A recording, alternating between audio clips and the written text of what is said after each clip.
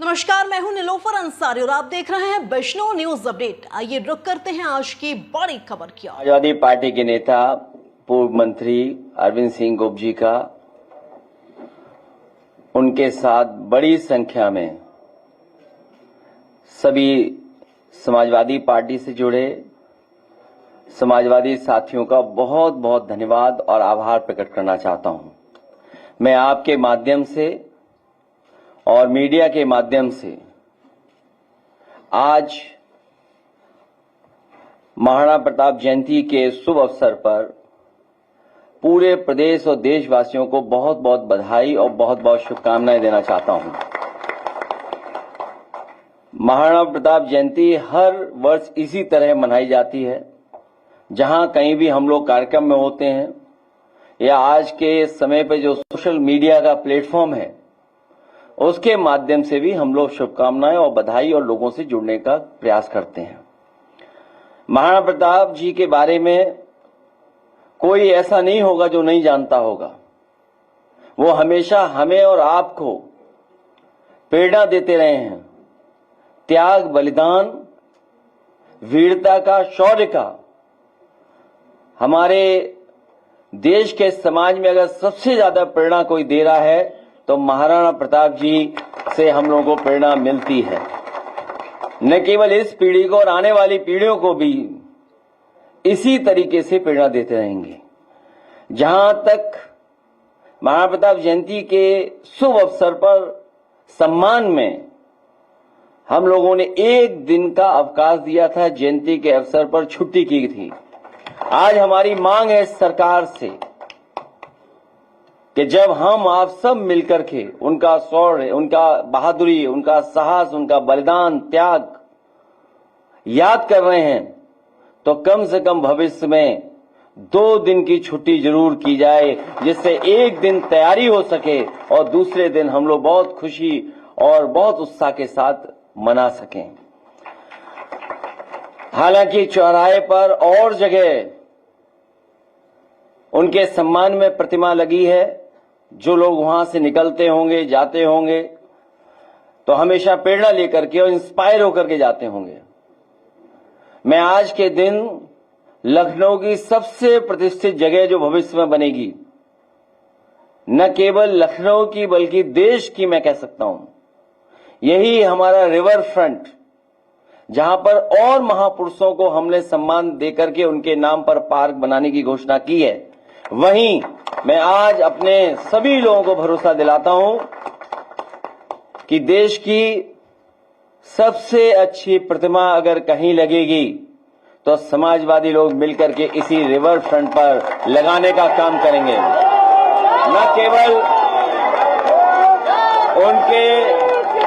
उनके लिए प्रतिमा से सम्मान देने का काम करेंगे, वहीं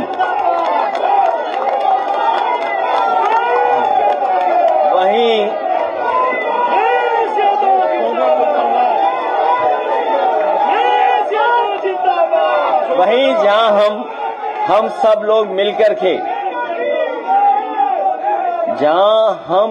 लोग मिलकर के आज ये संकल्प ले रहे हैं, समाजवादी सरकार बनने पर रिवर फ्रंट जो सबसे महत्वपूर्ण स्थान बनेगा, लोगों के जुड़ने का, लोगों के आने जाने का, लोगों को समय गुजारने का सबसे खूबसूरत जगह बनने जा रही है और बनेगी।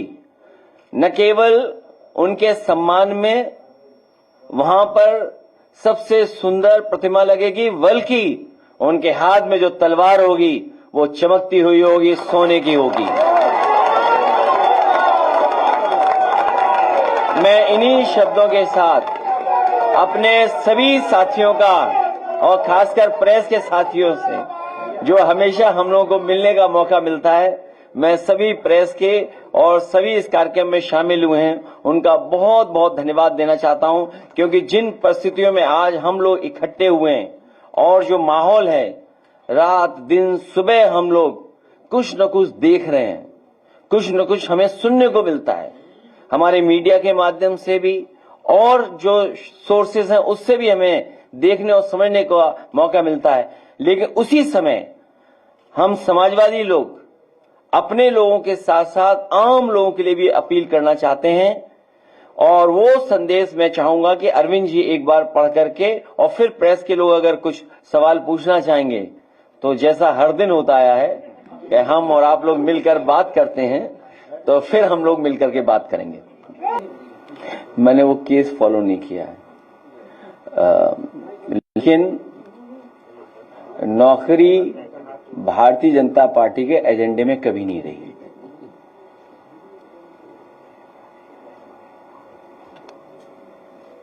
अखिलेश जी, एक पुस्तक हमारी तरफ से गोप जी बोल रहे थे कि जब समाजवादी पार्टी सरकार बनेगी तो कई कैबिनेट मंत्री और कई राजमंत्री से बहुतायत में शक्तियों का बोलबाला था। जब करड़ी सेना रामजी लाल सुमन के ऊपर हमला कर रही थी तो हमें लगता है प्रदेश में आपके कितने सम्मानित नेता है उन्होंने उनका विरोध किया, और नहीं विरोध किया तो क्यों? वो सेना टेम्परेरी थी, ये सेना असली है। और एक मिनट आप लोग नारे मत लगाना। और मैंने आपसे महत्वपूर्ण जानकारी दी, मैंने अभी जानकारी जो दी मैं समझता हूं वो जानकारी आपको समझ गए होंगे आप भी। एक, जहां तक रामजी सुमन जी का सवाल है, आप क्या चीज कहां से देख रहे हो? राज्यसभा, पार्लियामेंट और उसके बाद लगातार प्रेस में हम लोगों ने कहा कि कोई भी इतिहास नहीं उठाना चाहिए, और जो इतिहास हमें जोड़ता ना हो, जो इतिहास हमारे आप को सही रास्ते पे न ले जा रहा हो, उसको इतिहास को इतिहास ही रहने देना चाहिए। इतिहास में अच्छी चीजें भी हैं, खराब भी चीजें हैं, लेकिन उससे बड़ा सवाल जो है वो ये है कि इधर हम जो सरकारों को देख रहे हैं हर चीज को ओन कर रहे हैं। मान लीजिए कुंभ हुआ, नाम महाकुंभ दे दिया। सबसे पहले महादानी सम्राट हर्षवर्धन ने शुरू किया, जो डॉक्यूमेंट हिस्ट्री है, लेकिन सरकार ने कभी उनका नाम नहीं लिया। महादानी सम्राट हर्षवर्धन का कभी नाम नहीं लिया गया। और फिर यह भी कहा गया कि इतने वर्षों बाद हो रहा है, ये पहली बार हो रहा है, जबकि हर कुंभ उतने वर्षों बाद ही होगा। तो जो ओन करने की आदत है कि महाराणा प्रताप जी केवल हमारे हैं, महाराणा प्रताप जी सबके हैं, ये जो नई संस्कृति कुछ लोग, कुछ पॉलिटिकल पार्टी, शायद वो पॉलिटिकल पार्टी जिसके वो सदस्य नहीं रहे वो सबसे आगे थे। जो पॉलिटिकल पार्टी आज सरकार में है उसके वो सदस्य नहीं थे, वो कभी सदस्य नहीं थे। और अगर सदस्य उस पार्टी के रहे होते तो जो पहला प्रस्ताव उस पार्टी का था उसमें सेकुलर और सोशलिस्ट रास्ते पर देश को ले जाने के लिए संकल्प लिया था पहले उनके प्रेसिडेंट ने। इसलिए राजनीति में महापुरुषों को नहीं लाना चाहिए और उससे राजनीतिक लाभ नहीं उठाना चाहिए। सभी महापुरुष हमारे आपके हैं, आलाउदल हमारे आपके हैं, वीर लौरिक हमारे आपके हैं, महाराणा प्रताप जी हमारे आपके हैं। इसमें कोई दिक्कत हो तो बताओ, किसी को शिकायत हो तो बताओ। हाँ, लेकिन जो आज की तस्वीर कोई देखेगा तो उसे जरूर तकलीफ होगी। और अगर मैं उनकी तस्वीर देखूं और उसमें मुझे कोई दिखाई दे जाए और अगर मैं कुछ कह दूं तो उन्हें बहुत तकलीफ होगी।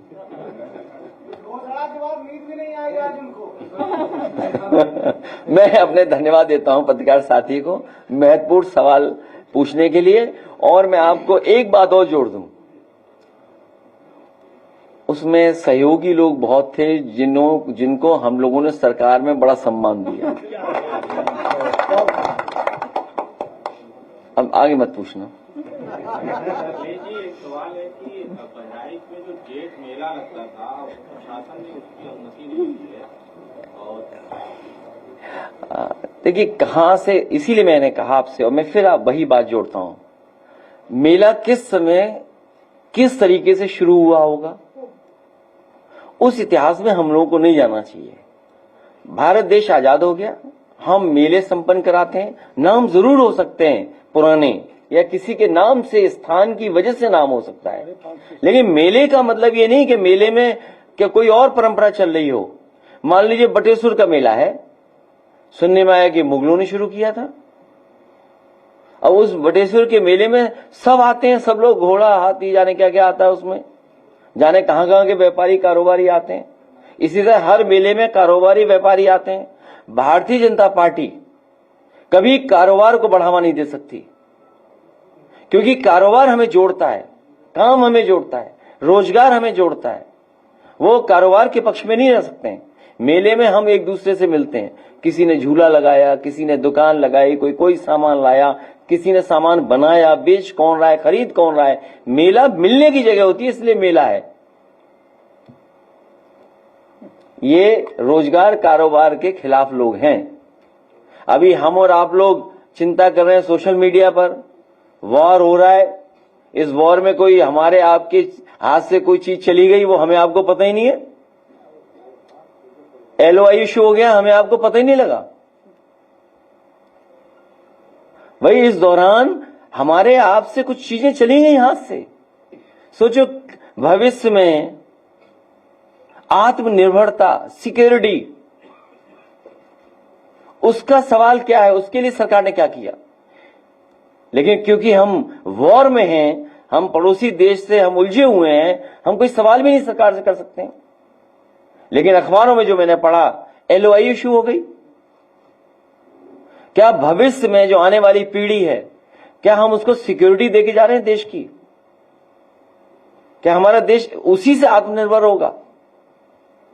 इसलिए आपको हमें मेले में उलझाए हैं और दूसरों के लिए मेला दे रहे हैं, सब मेला मेला करे दे रहे हैं। अखबार पढ़िएगा ध्यान से, कुछ है मामला, शायद कुछ लोग जान गए होंगे।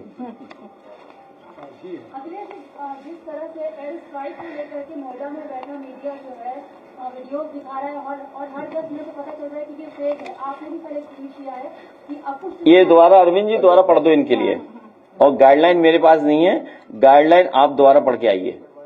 एडवाइजरी, सॉरी, हाँ, एडवाइजरी आपके लिए भी जारी है। और अगर एडवाइजरी कोई नहीं मान रहा है तो जिन्होंने एडवाइजरी इशू की है उनकी जिम्मेदारी है कि कार्रवाई करें। हम तो एडवाइजरी मान रहे हैं, हम तो वो सवाल भी नहीं पूछ रहे कि LOI क्यों इशू हो गया इस दौरान, कितना बड़ा महत्वपूर्ण फैसला हुआ है। एज ए पॉलिटिकल पार्टी मेरी जिम्मेदारी है, as a in a democratic country हमारी जिम्मेदारी बनती है, इसलिए मैं सवाल पूछ रहा हूं, या ये सवाल मैं आपके सामने ला रहा हूं। अगर मैं पॉलिटिक्स में नहीं होता तो शायद नहीं सवाल पूछता, तो हम भी एडवाइजरी मान करके घर में बैठे होते। लेकिन आप बंकर अंकर खुलवा लेना। बोले वो पढ़िए ना दोबारा, अरे पढ़ना पड़ेगा इनके लिए। हाँ, और इसी तरह बटेश्वर का 500 साल पुराना है। कहोगे बटेश्वर मुगलों के जमाने में तो वो बजट ही नहीं देते थे, हमने बजट दिया, ये कोई बात हुई? घाट बनवाए, और वो तो अटल जी का गांव है। एक मिनट सोचिए, भारतीय जनता पार्टी को अटल बिहारी वाजपेयी जी के नाम पर लोक भवन कर दिया, हमें कोई दिक्कत नहीं, वहां प्रतिमा लगी उनकी, स्टेडियम कर दिया जहां आज मैच होगा। लेकिन लोग देखिए, लोग इकाना के नाम से जानते हैं, कहते इकाना के नाम से जानते हैं। कागज पे कुछ भी बना दो आप। उनके गांव में क्या किया सरकार ने, बताओ। हम आपको भरोसा दिलाते हैं, ये जो यूनिवर्सिटी बनी है ये हम लोग लेकर के चले जाएंगे वहीं पर उनके गांव में। और उनके मेले लगता था वहां, 500 साल पुराना वो भी मेला है बटेश्वर, गूगल करके देखिए। कोई गूगल करके बताओ कि कितना पुराना था बटेश्वर मेला, उसको ही बंद कर देगी बीजेपी एक दिन। तो 550 साल पुराना, ये भी 550 जो मैं बता रहा हूँ बटेश्वर वाला। इसमें 40% हिंदू जाते हैं। नहीं, वो सब जाते हैं, कारोबार सब जानते हैं, दुकानें सबकी होती हैं। अरे यही नहीं पता झूला कौन लाया है, झूल कौन रहा है। भाई मुख्यमंत्री झूले नहीं, न झूले से लेना देना उन्हें कोई। कितने साल पुराना है? हाँ देखिए आप, बटेश्वर 700 साल पुराना है। अब कब आए थे अंग्रेज, कब आए थे मुगल, चले गए सब। अब तो आजाद हो गया, अब संविधान है और लोग आज भी जुड़ते हैं वहां पर। और सब जुड़ते हैं वहां, ऐसा नहीं है। तो अगर इन्हें पता लग जाए कि 700 साल पुराना है मेला वहां, तो ये सरकार जाके उसको ही बंद कर देगी। सैफई मेला ही बंद हो चुका है, लेकिन गोरखपुर मेला चल रहा है।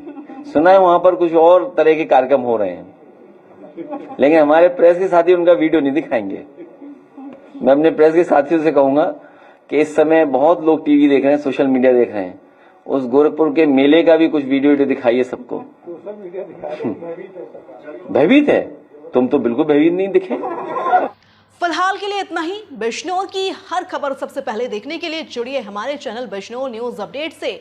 और हाँ, चैनल को लाइक व सब्सक्राइब करना ना भूलें। नमस्कार।